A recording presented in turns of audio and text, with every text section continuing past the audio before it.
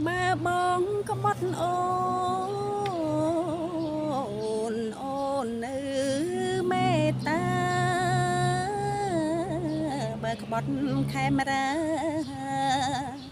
អូនមិនប្រណី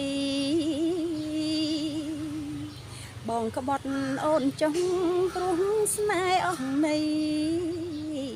កុំក្បត់ទឹកដីក្បត់ជាតិសាសនាបំភ្លេចអូនចុះតែកុំភ្លេចស្រុក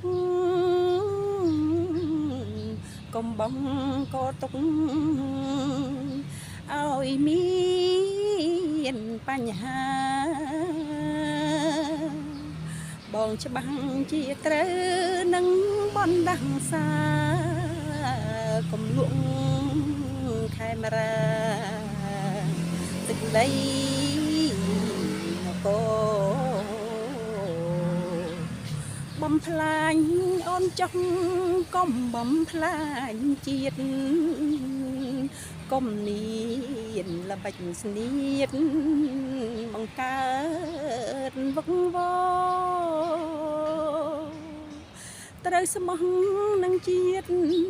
កុំបោកភូតផកុំចន់អ្នកក្រ